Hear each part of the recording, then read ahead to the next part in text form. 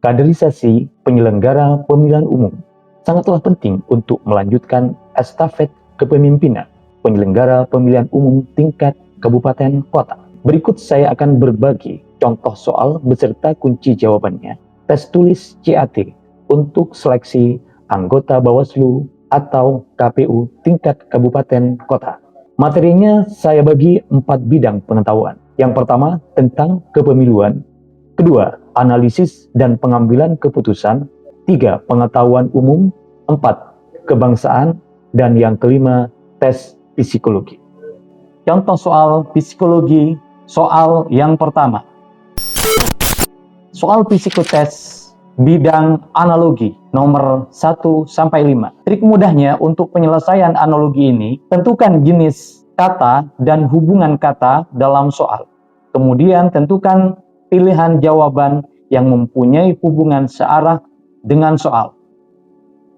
Soal yang pertama, sutradara, artis sama dengan titik-titik. A. Produser, presenter. B. Skenario, naskah. C. Kameramen, adegan. D. Fotografer, model. E. Episode film. Jawaban yang benar adalah D. Fotografer, model. Mengapa jawaban D ini benar? Karena sutradara mengarahkan artis agar menghasilkan adegan yang bagus, sebagaimana fotografer mengarahkan model agar menghasilkan foto yang bagus. Jadi ini antara soal dengan jawaban D ini searah. Jadi jawabannya D. Soal yang kedua. Sekolah titik-titik sama dengan titik-titik belanja. A. Pelajar pedagang. B. Anak-anak ibu-ibu. C. Belajar pasar. D. Guru swalayan. E. Pasar bermain. Lihat penjelasannya. Sekolah adalah tempat untuk belajar, sebagaimana pasar adalah tempat untuk berbelanja. Jadi jawaban yang benar adalah C, yaitu belajar pasar. Berikutnya, yang ketiga, bioskop titik-titik sama dengan titik-titik balapan. A. Film sirkuit. B. Nonton lapangan. C. Studio pertandingan. D. Layar lebar stadion. E. Nonton motor. Lihat penjelasannya. Bioskop adalah tempat untuk menonton film, sebagaimana sirkuit adalah tempat untuk menonton balapan. Jadi yang searah adalah A. Film dan sirkuit. Jadi jawaban yang benar adalah A. Cukup jelas ya. Soal yang keempat. Obat titik-titik sama dengan makanan titik-titik. A. Apotek dapur. B. Sirup nasi. C. Apoteker koki. D. Toko pasar. E. Pahit manis. Jawaban yang benar adalah C. Apoteker koki. Obat dihasilkan oleh seorang apoteker. Seperti halnya makanan dihasilkan oleh seorang koki. Jawaban apoteker dan koki. Cukup jelas ya. Soal yang kelima. Motor titik-titik sama dengan telepon titik-titik. A. Roda listrik. B. Bensin kabel. C. Diesel satelit. D. Mesin elektronik. E. Transportasi komunikasi. Jawaban yang benar adalah E. Transportasi komunikasi. Motor termasuk alat transportasi, sebagaimana telepon termasuk alat komunikasi. Jadi yang benar adalah transportasi komunikasi. Jadi ini searah, motor transportasi sedangkan telepon adalah komunikasi. Cukup jelas ya. Berikutnya psikotes jenis sinonim. Soal ini dari 6 sampai 10. Trik mudah untuk penyelesaian sinonim adalah tentukan makna kata yang sama dalam soal, Kemudian pilihlah kata yang mempunyai makna sama dengan kata dalam soal. Jadi ini hanya menentukan maknanya saja ya, sebagaimana yang ada di dalam kamus. Yuk kita soal yang ke-6 untuk sinonim. Afeksi sama dengan titik-titik. A. Kasih sayang. B. Perubahan rasa. C. Kesadaran. D. Dampak negatif. E. Penyesalan. Jadi afeksi ini arti katanya apa? Yang benar adalah A. Kasih sayang. Dalam Kamus Besar Bahasa Indonesia, afeksi memiliki makna rasa kasih sayang, perasaan emosi, dan emosi yang lunak. Jadi sinonim afeksi adalah kasih sayang. Yang benar adalah A. Berikutnya, soal sinonim. 7. Ratifikasi sama dengan titik-titik. A. Persetujuan. B. Penggabungan. C. Pengesahan. D. Pengajuan. E. Pengaduan. Yang benar adalah C. Pengesahan. Dalam KBBI, ratifikasi memiliki makna pengesahan suatu dokumen negara oleh parlemen. Jadi sinonim ratifikasi adalah pengesahan. Jawabannya C. Berikutnya yang ke-8. Nisbi sama dengan titik-titik. A. Mutlak. B. Pasti. C. Relatif. D. Absolut. E. Ragu. Nisbi adalah relatif. Jadi dalam KBBI arti nisbi adalah relatif. Jadi kita harus banyak menghafal makna kata ya. Nah, istilah-istilah dan lain sebagainya untuk sinonim ini. Berikutnya yang ke-9. Residu sama dengan titik-titik. A. Bekas. B. Ampas. C. Limbah. D. Sampah. E. Bersih. Jawaban yang benar adalah B. Ampas. Jadi dalam KBBI residu memiliki arti ampas. Berikutnya yang ke-10. 10. Stagnasi sama dengan titik-titik. A. Kemenangan. B. Perbaikan. C. Pengulangan. D. Kemacetan. E. Pergerakan. Yang benar adalah D. Kemacetan. Jadi stagnasi itu memiliki arti kemacetan. Berikutnya psikotes jenis idiom.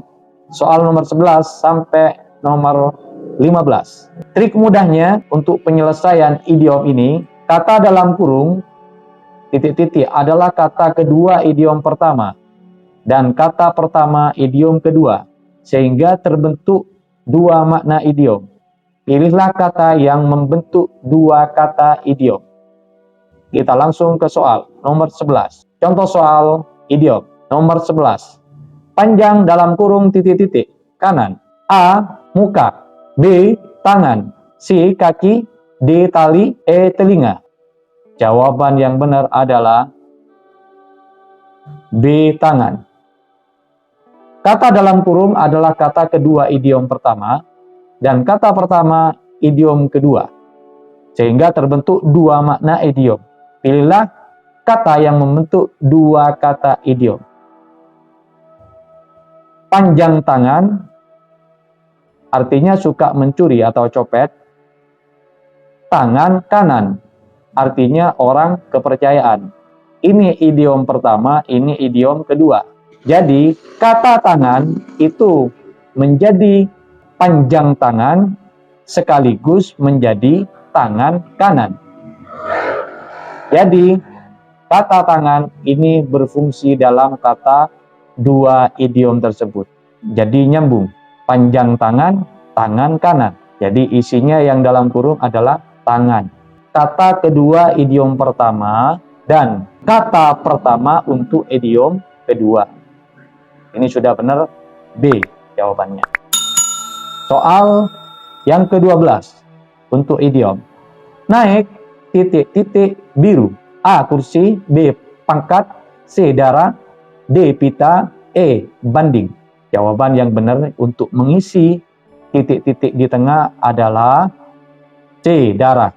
Kata dalam kurung kata kedua idiom pertama dan kata pertama idiom kedua, sehingga terbentuk dua makna idiom. Pilihlah kata yang membentuk dua kata idiom tersebut. Menjadi naik darah itu artinya geram, gusar atau marah, dan darah biru itu keturunan bangsawan atau ningrat. Jadi jawabannya adalah C, darah. Naik darah menjadi darah biru. Idiom pertama, idiom kedua.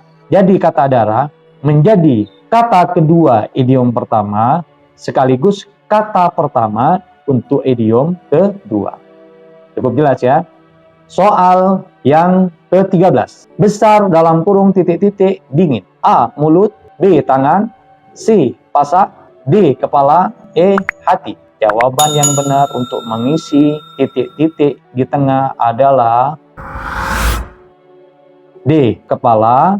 Jadi ingat-ingat, kata dalam kurung adalah kata kedua idiom pertama. Dan kata pertama idiom kedua. Sehingga terbentuk dua makna kata idiom. Kata kedua idiom pertama. Kata pertama idiom kedua. Jadi menjadi besar kepala artinya sombong. Kepala dingin artinya tenang dan sabar.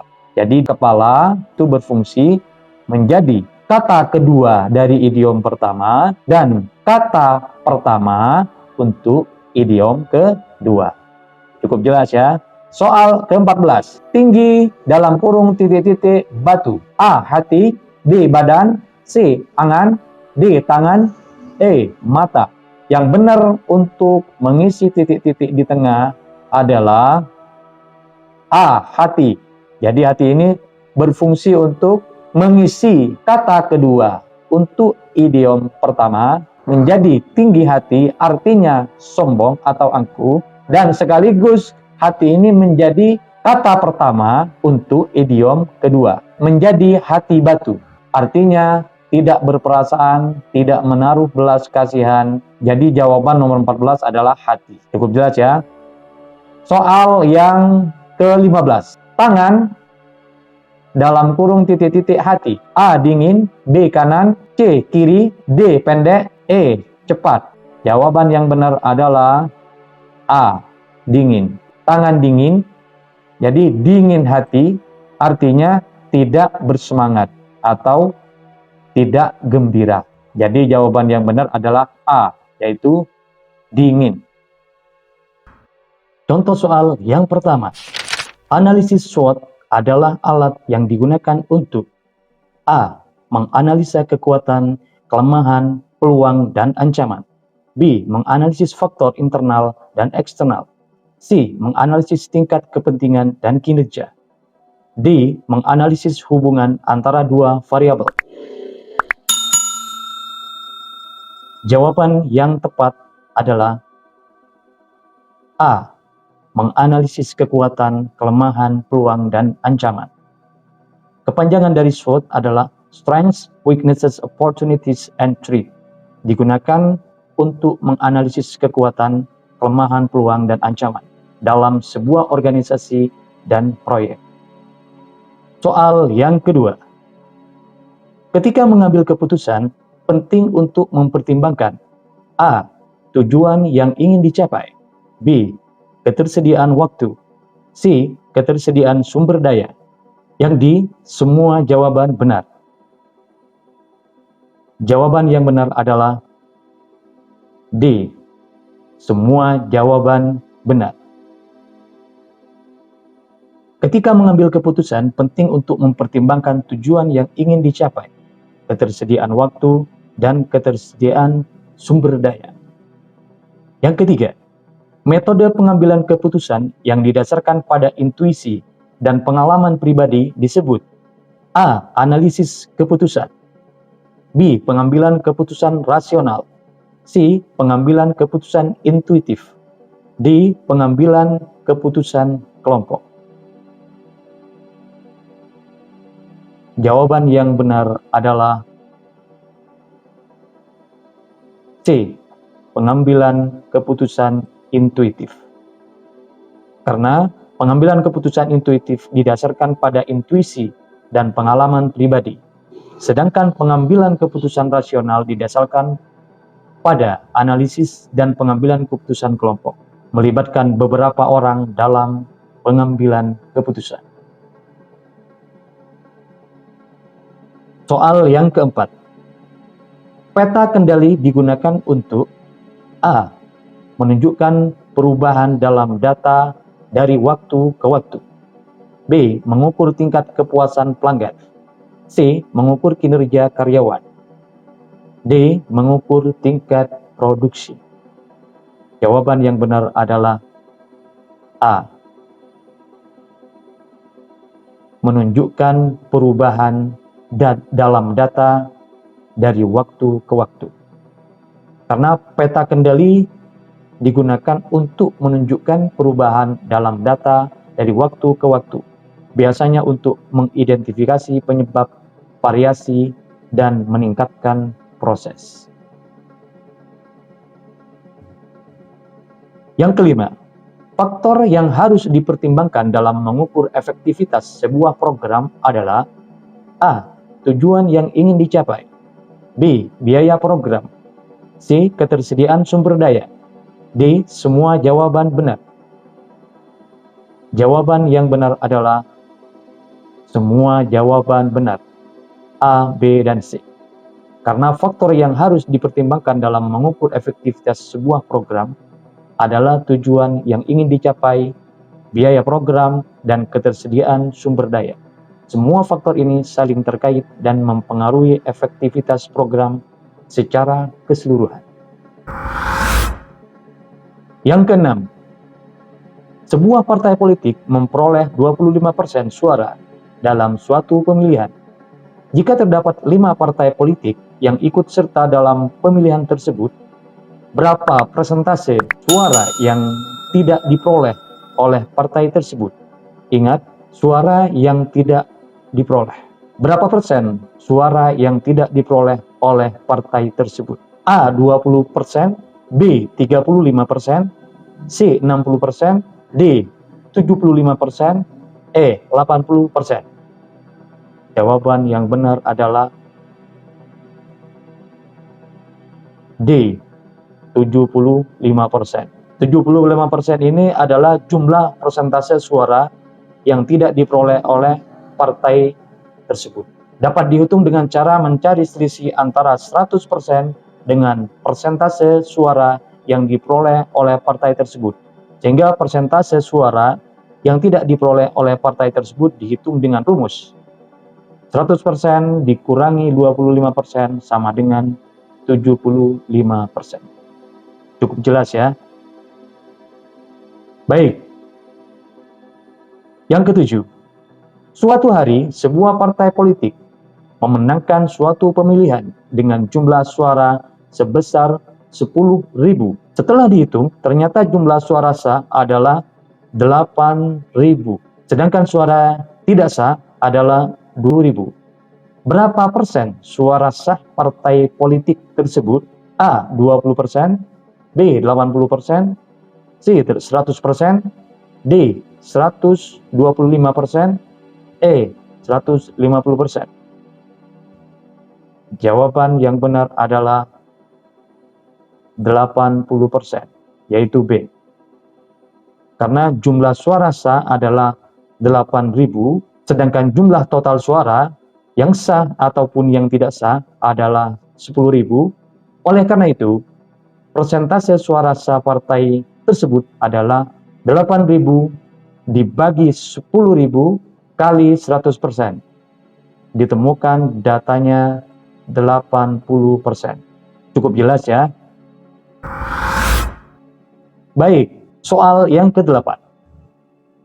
Pada suatu pemilihan kepala daerah, terjadi pengaduan tentang dugaan pelanggaran pemilihan kepala daerah oleh pasangan calon tertentu. Dalam hal ini, tugas Bawaslu adalah A. Menindaklanjuti pengaduan tersebut. B. Mengadili pasangan calon yang dilaporkan tersebut. C. Menghentikan sementara pemilihan kepala daerah. D. Memberikan sanksi kepada pasangan calon tersebut. Yang benar adalah A. Menindaklanjuti pengaduan tersebut.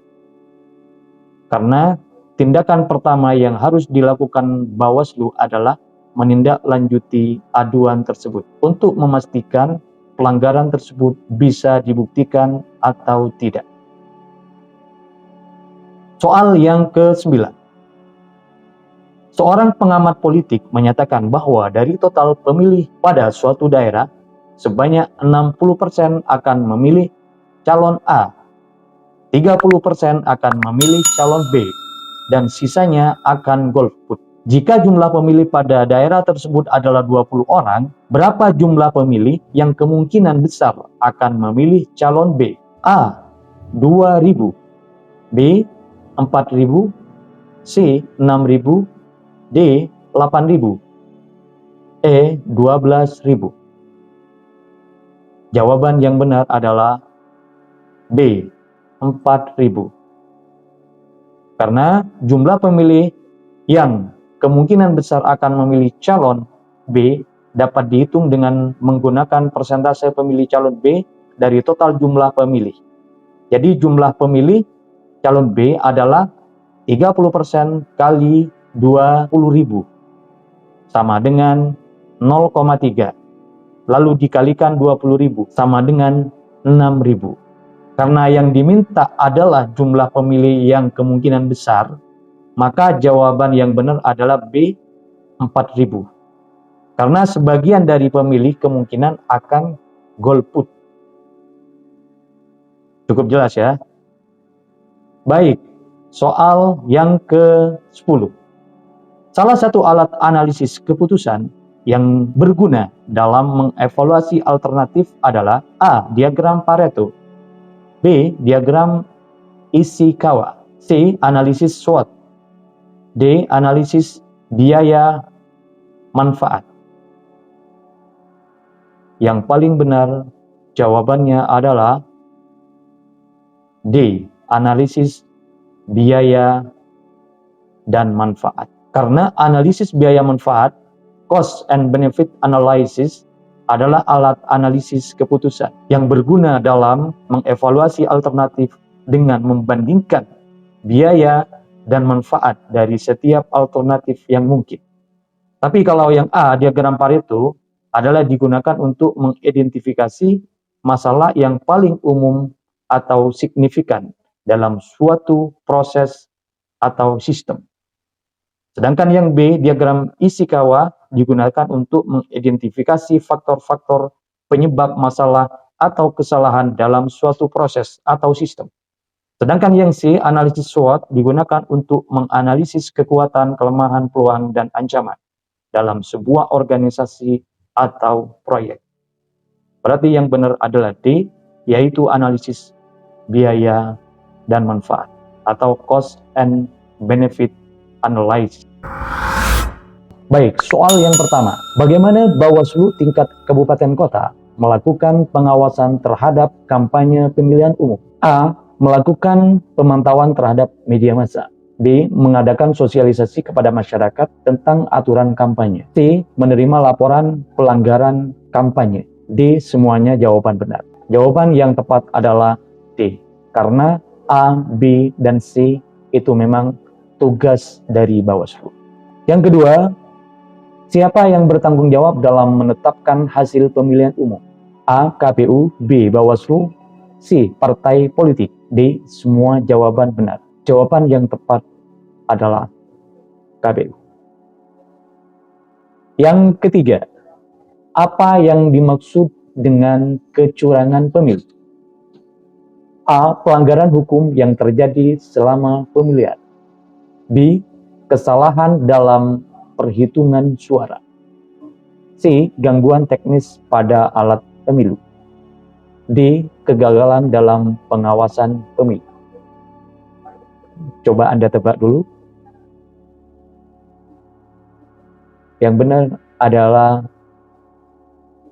A. Pelanggaran hukum yang terjadi selama pemilihan. Baik, yang keempat. Apa peran Bawaslu tingkat kabupaten kota dalam menyelesaikan sengketa pemilihan umum?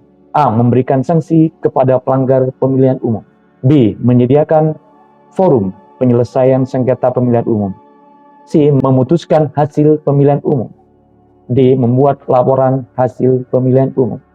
Yang paling tepat adalah B. Menyediakan forum penyelesaian sengketa pemilihan umum. Selanjutnya, yang kelima. Siapa yang tidak boleh menjadi anggota KPU? A. Warga negara Indonesia yang berusia minimal 25 tahun. B.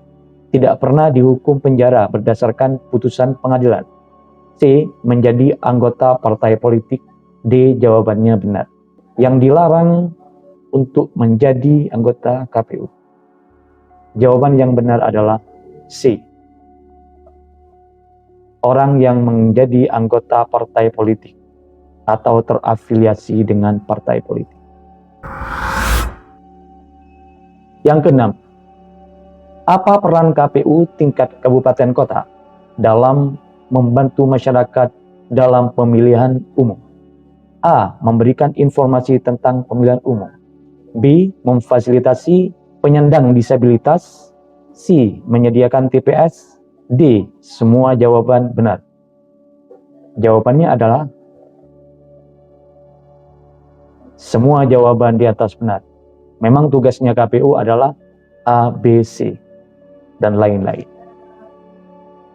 Yang nomor 7, apa tugas utama dari KPU tingkat kabupaten? A. Mengawasi jalannya pemilihan umum. B. Menyelenggarakan pemilihan umum. C. Menjaga netralitas penyelenggara pemilihan umum. D. Membuat kebijakan politik. Yang nomor 7 jawabannya adalah menyelenggarakan pemilihan umum, yaitu B.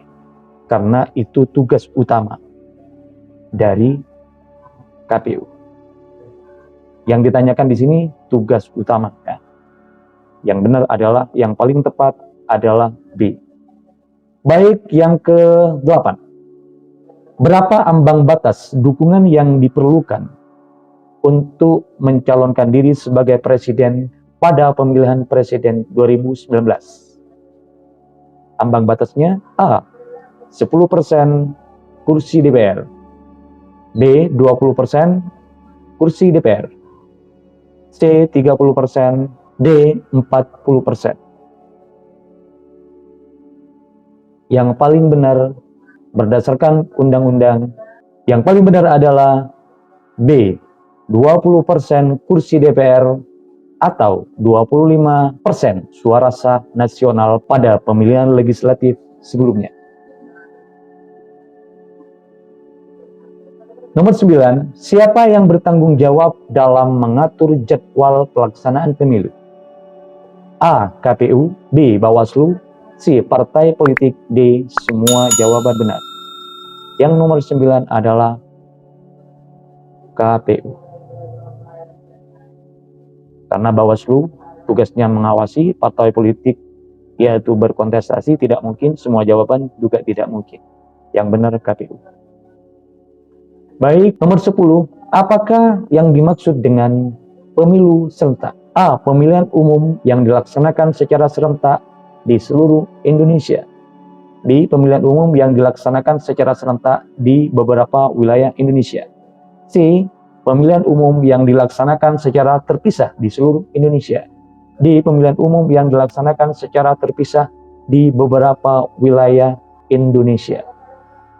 Yang paling tepat adalah A. Pemilihan umum yang dilaksanakan secara serentak di seluruh Indonesia.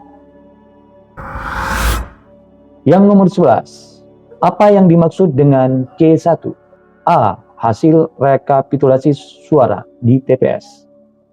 B. Surat suara. C. Kartu tanda pemilih. D. Semua jawab. Yang paling tepat adalah yang A.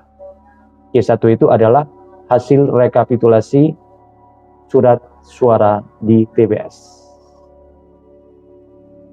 Baik, yang 12. Siapa yang bertanggung jawab dalam mencetak dan mendistribusikan surat suara pada saat pemilu? A. KPU, B. Bawaslu, C. Partai politik, D. Semua jawaban benar. Yang paling benar adalah KPU. Tugas KPU adalah mencetak dan mendistribusikan surat suara. Yang ke-13, tugas Bawaslu dalam pemilihan umum meliputi A. Pembentukan partai politik, B. Penetapan jumlah kursi di parlemen, C. Pengawasan terhadap kampanye pemilihan umum, D. Pelaksanaan pemungutan suara. Yang paling benar adalah C. Pengawasan terhadap kampanye pemilihan umum. Itu memang tugas dari Bawaslu. Yang ke-14, siapa yang bertanggung jawab dalam melaksanakan pengawasan terhadap pelaksanaan kampanye pemilu? A. KPU, B. Bawaslu, C. Partai politik, D. Semuanya benar. Yang bertanggung jawab adalah 14 B, yaitu Bawaslu. Yang ke-15, apa yang dimaksud dengan TPS atau kepanjangannya ini ya? Memang ini mudah. A. Tempat pemungutan suara, B. Tim pengawas suara, C. Tempat penghitungan suara, D. Jawaban yang paling tepat adalah yaitu tempat pemungutan suara. Baik, yang ke-16. Siapa yang bertanggung jawab dalam melakukan pemungutan dan perhitungan suara saat pemilu? Ini yang bertanggung jawab ya. Siapa yang bertanggung jawab? A. KPU, B. Bawaslu, partai politik, D. Semua jawaban benar. Tentu jawabannya A, yaitu KPU. Yang ke-17, apa yang dimaksud dengan ambang batas calon presiden? A. Persyaratan jumlah dukungan untuk mendaftar sebagai peserta pemilihan presiden, B. Persyaratan usia untuk menjadi calon presiden, C. Persyaratan warga negara untuk menjadi calon presiden, D. Persyaratan pendidikan untuk menjadi calon presiden. Yang paling tepat adalah A. Persyaratan jumlah dukungan untuk mendaftar sebagai presiden. Yang ke-18, berdasarkan pasal 22F Undang-Undang Dasar 1945, siapa yang berhak memilih dalam pemilihan umum? Yang mempunyai hak memilih dalam pemilihan umum adalah A. Warga negara Indonesia yang telah mencapai usia 17 tahun, B. Warga negara berusia 18 tahun, C. Warga negara yang sudah berusia 19 tahun, D. Yang berusia 20 tahun. Yang paling tepat adalah jawabannya B. Warga negara yang sudah mencapai 18 tahun. Karena di undang-undangnya itu adalah 17 ke atas. Jadi 18 tahun itu sudah bisa memilih atau mempunyai hak pilih. Yang ke-19, apa yang dimaksud dengan quick count dalam pemilihan umum? A. Penghitungan surat suara manual yang dilakukan dengan cepat, B. Metode penghitungan suara yang mengandalkan hasil pemilu di beberapa tempat pemilihan untuk memprediksi hasil secara keseluruhan, C. Cara menghitung suara menggunakan teknologi digital, D. Cara menghitung surat suara dilakukan dengan lebih teliti. Yang paling benar adalah yang B, yaitu metode penghitungan surat suara mengandalkan hasil pemilu di beberapa tempat pemilihan untuk memprediksi hasil keseluruhan dengan metode tertentu. Ya. Yang ke-20, apa yang dilakukan Bawaslu jika menemukan pelanggaran dalam tahapan pemilihan umum? A. Menetapkan sanksi sesuai dengan peraturan yang berlaku. B. Menangkap pelaku pelanggaran dan menyerahkan kepada aparat keamanan. C. Memberikan peringatan kepada pelaku pelanggaran. D. Melakukan pencoretan suara yang telah dilakukan oleh pelaku pelanggaran. Yang paling tepat tindakan Bawaslu adalah yang A. Menetapkan sanksi sesuai dengan peraturan yang berlaku. 21. Siapa yang bertanggung jawab dalam melakukan pengawasan terhadap keuangan partai politik? A. KPU, B. Bawaslu, C. Partai politik. Semuanya benar. Yang paling tepat adalah yang B, yaitu Bawaslu. 22. Apa yang dimaksud dengan Sirekap? A. Sistem informasi rekapitulasi pemilu.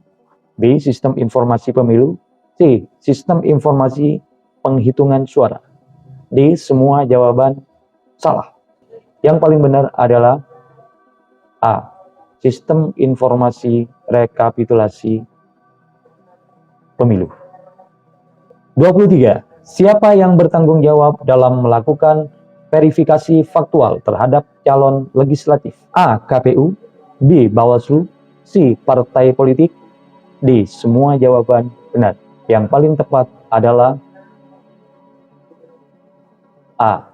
KPU yang melaksanakan verifikasi faktual terhadap calon legislatif, sedangkan Bawaslu hanya mengawasinya. 24. Apa yang dimaksud dengan kampanye hitam dalam pemilihan umum? A. Kampanye yang dilakukan dengan menghina lawan. B. Kampanye yang dilakukan dengan memberikan informasi yang salah. C. Kampanye yang dilakukan oleh partai politik yang baru. D. Kampanye yang dilakukan oleh partai politik yang sudah lama. Yang paling benar adalah yaitu A. Kampanye yang dilakukan dengan menghina lawan politik. Kenapa kok tidak yang B, dilakukan dengan informasi yang salah? Karena salah benar itu masih relatif dalam politik. Yang paling tepat adalah menghina. Kalau sudah menghina nanti kena hukum pelanggaran. Baik, yang terakhir, yang ke-25. Siapa yang bertanggung jawab dalam melakukan pengawasan terhadap media massa dalam pelaksanaan pemilihan umum? A. KPU, B. Bawaslu, C. Partai politik, D. Semuanya benar. Yang paling benar adalah B. Bawaslu adalah yang bertanggung jawab melakukan pengawasan terhadap media massa dalam pelaksanaan pemilu. Itulah contoh soal di part 1 yang bobotnya mudah, semoga bermanfaat. Selamat berjuang, semoga sukses.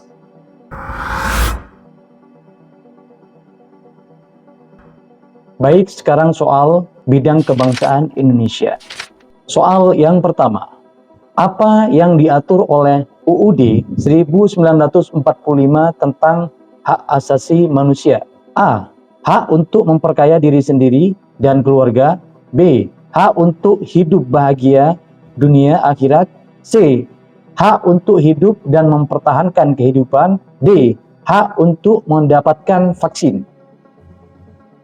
Jawaban yang benar adalah C. Hak untuk hidup dan mempertahankan kehidupan. Warga negara Indonesia berhak untuk hidup serta mempertahankan kehidupan dalam berbangsa dan bernegara. Yang kedua, siapa yang merancang lambang Garuda Indonesia? A. Soekarno, B. Muhammad Yamin, C. Sultan Hamid II, D. Ki Hajar Dewantara. Jawaban yang benar adalah C. Sultan Hamid D dari Pontianak. Jadi lambang Garuda Pancasila ini dirancang oleh Sultan Hamid II dari Pontianak. Jawabannya C. Soal ketiga.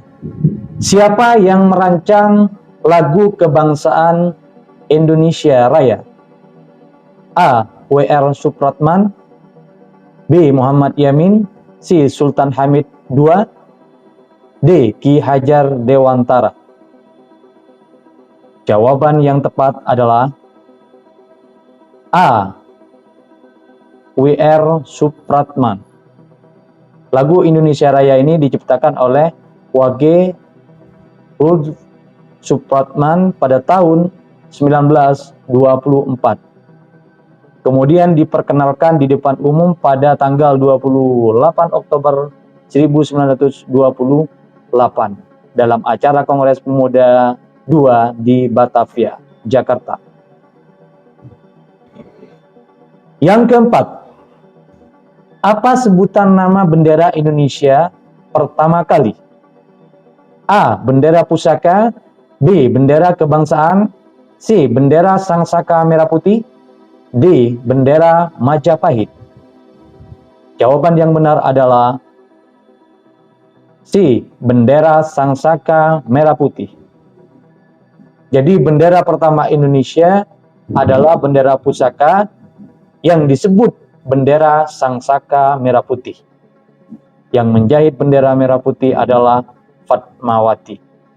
Yang kelima, siapa tokoh nasional yang terkenal dengan pidatonya yang berjudul Indonesia Menggugat? A. Soekarno, B. Muhammad Hatta, C. I.R. Soekarni, D. Ki Hajar Dewantara. Jawaban yang benar adalah A. Pidato Soekarno, Presiden pertama. Indonesia Menggugat adalah pidato yang disampaikan oleh Soekarno pada tanggal 1 Juni 1945 di hadapan sidang PPKI atau Panitia Persiapan Kemerdekaan Indonesia yang berisi tuntutan kemerdekaan. Soal yang keenam, apa partai politik yang didirikan oleh Soekarno sebelum kemerdekaan? A. Perserikatan Nasional Indonesia atau PNI, B. Partai Nasional Indonesia atau PNI, C. Perhimpunan Indonesia, D. Perhimpunan Indonesia Muda. Jawaban yang benar adalah B. Partai Nasional Indonesia atau PNI. Partai Nasional Indonesia atau PNI ini adalah partai nasionalis yang ada di Indonesia yang didirikan pada tahun 1927. PNI didirikan oleh Presiden pertama RI, Soekarno sebelum kemerdekaan. Setelah kemerdekaan, PNI baru memasok sejumlah Perdana Menteri dan berpartisipasi dalam sebagian besar kabinet pada 1950-an dan 1960-an. Soal ketujuh, apa yang dimaksud dengan kedaulatan rakyat dalam UUD 1945? A. Rakyat yang berkuasa secara absolut. B. Rakyat mempunyai hak untuk hidup bahagia. C. Rakyat berhak mendapatkan pendidikan yang layak. D. Kedaulatan berada pada rakyat dan dilaksanakan menurut Undang-Undang Dasar. Jawaban yang benar adalah D. Kedaulatan berada pada rakyat dan dilaksanakan menurut Undang-Undang Dasar. Jadi, kedaulatan rakyat dalam Undang-Undang Dasar 45 dijelaskan dalam pasal 1 ayat 2 yang berbunyi, kedaulatan berada pada rakyat dan dilaksanakan menurut Undang-Undang Dasar. Soal yang ke-8, apa yang dimaksud dengan sistem ketatanegaraan Indonesia menurut Undang-Undang Dasar 1945? A. Negara yang banyak partai politiknya. B. Negara yang bermacam-macam suku. C. Negara yang Kemah Ripah Loh Jinawi.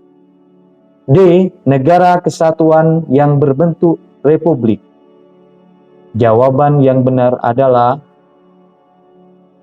D. Negara kesatuan yang berbentuk republik.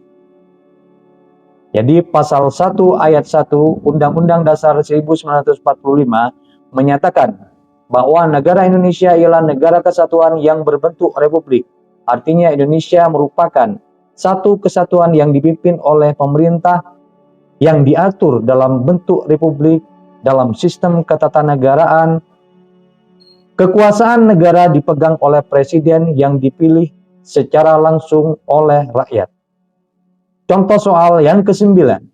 Siapakah yang bertanggung jawab untuk menjaga keutuhan dan kedaulatan negara? A. Presiden, B. DPR, C. Mahkamah Agung, D. Setiap warga negara.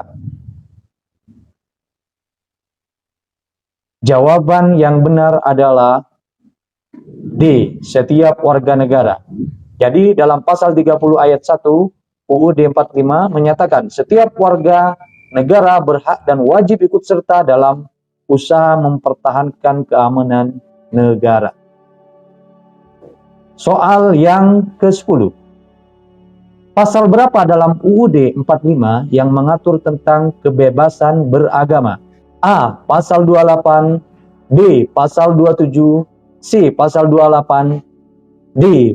Pasal 29. Yang benar adalah Pasal 29. Pasal 29 UUD 45 terdiri atas 2 ayat yang berbunyi 1. Negara berdasar atas ketuhanan yang Maha Esa. 2. Negara menjamin kemerdekaan tiap-tiap penduduk untuk memeluk agamanya masing-masing dan untuk beribadat menurut agamanya dan kepercayaannya itu. Pengetahuan umum soal yang pertama. Siapakah pendiri organisasi kepanduan pramuka? A. Robert Baden-Powell, B. Sir Winston Churchill, C. John F. Kennedy, D. Martin Luther. Yang benar jawabannya adalah A. Robert Baden-Powell. Kepanduan dunia berawal dari pemikiran seorang pemuda Inggris yang merangkum atau menulis pengalamannya saat bertugas di Afrika dan India. Pemuda tersebut adalah Lord Baden-Powell of Jewell, yang nama lengkapnya adalah Robert Stephen Baden-Powell, namun lebih dikenal dengan Baden-Powell saja. Soal yang kedua. Apa yang dimaksud dengan hak asasi manusia? A. Hak yang diberikan oleh negara kepada manusia. B. Hak yang dimiliki oleh semua manusia tanpa terkecuali. C. Hak yang dimiliki oleh kelompok tertentu. D. Hak yang dapat dicabut oleh negara jika dianggap perlu. Yang benar adalah B. Hak yang dimiliki oleh semua manusia tanpa terkecuali. Hak asasi manusia adalah hak yang diperoleh manusia sejak lahir sebagai manusia dan tidak dapat dicabut atau dibatalkan oleh negara atau pihak lainnya. Hak asasi manusia meliputi hak atas kehidupan, kemerdekaan, kesetaraan, keadilan, dan sebagainya. Soal ketiga. Siapakah penulis buku Harry Potter? A. Steve Meyer, J. J.K. Rowling, C. Susan Collins, D. Veronica Roth. Ini buku sudah populer ya. Yang benar adalah B. J.K. Rowling. J.K. Rowling adalah penulis buku Harry Potter yang terkenal di seluruh. Soal yang keempat. Apa yang dimaksud dengan inflasi? A. Kenaikan harga secara keseluruhan. B. Penurunan harga secara keseluruhan. C. Tidak adanya perubahan harga. D. Kenaikan suku bunga oleh bank sentral. Masalah inflasi, yang benar jawabannya adalah A. Kenaikan harga secara keseluruhan. Inflasi adalah kenaikan harga secara keseluruhan di pasar yang disebabkan oleh berbagai faktor seperti peningkatan permintaan, peningkatan biaya produksi, dan peningkatan jumlah uang yang beredar di masyarakat. Itulah inflasi. Soal berikutnya, yang kelima. Berapa jumlah negara anggota ASEAN? A. 7, B. 8, C. 9, D. 10. Anggota ASEAN berjumlah yang benar adalah C. 10. ASEAN merupakan kependekan dari Association of Southeast Asian Nations dan terdiri dari 10 negara anggota, yaitu Indonesia, Malaysia, Singapura, Thailand, Filipina, Brunei, Vietnam, Laos, Myanmar, dan Kamboja. Itulah anggota ASEAN atau ASEAN Nation. Soal yang keenam. Apa yang dimaksud dengan GDP? A. Gross National Product, B. Gross Domestic Product, C. Government Development Program, D. Global Development Program. GDP adalah yang benar B, yaitu Gross Domestic Product. Jadi GDP merupakan kependekan dari Gross Domestic Product atau produk domestik bruto, yaitu nilai keseluruhan dari barang dan jasa yang dihasilkan oleh suatu negara dalam satu tahun. Itulah GDP atau Gross Domestic Product. Yang ketujuh, siapakah pendiri Microsoft? A. Steve Jobs, B. Bill Gates, C. Jeff Bezos, D. Mark Zuckerberg. Yang benar adalah B. Bill Gates. Steve Jobs adalah pendiri Apple, Bill Gates pendiri Microsoft, Jeff Bezos pendiri Amazon, dan Mark Zuckerberg adalah pendiri Facebook. Yang benar adalah B, yaitu pendiri Microsoft adalah Bill Gates. Soal berikutnya, yang ke-8. Apa nama sungai terpanjang di dunia? A. Nil, B. Amazon, C. Yangtze, D. Mississippi. Yang benar adalah A, yaitu Sungai Nil. Sungai Nil panjangnya 6.650 km. Amazon 6.437 km. Yangtze 6.380 km. Mississippi adalah 5.970, yaitu yang terpanjang adalah Sungai Nil. Jadi yang benar adalah A. Soal ke-9. Apa yang dimaksud dengan hak veto? A. Hak veto diberikan kepada suatu negara untuk membatalkan suatu keputusan. B.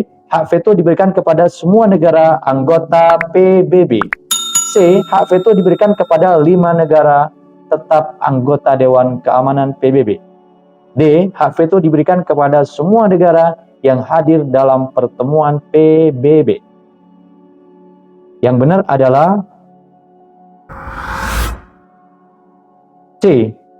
Hak veto diberikan kepada 5 negara tetap anggota Dewan Keamanan PBB. Jadi, hak veto merupakan hak istimewa yang diberikan kepada 5 negara tetap anggota Dewan Keamanan PBB, yaitu China, Prancis, Rusia, Inggris, dan Amerika, untuk membatalkan suatu keputusan yang dibuat oleh Dewan Keamanan PBB. Jadi yang benar adalah C. Soal yang ke-10. Siapakah Presiden Indonesia yang menjabat pada periode 2004 dan 2014? A. Susilo Bambang Yudhoyono, B. Joko Widodo, C. Megawati Soekarno Putri, D. Abdurrahman Wahid. Jadi ini sangat jelas sekali ya.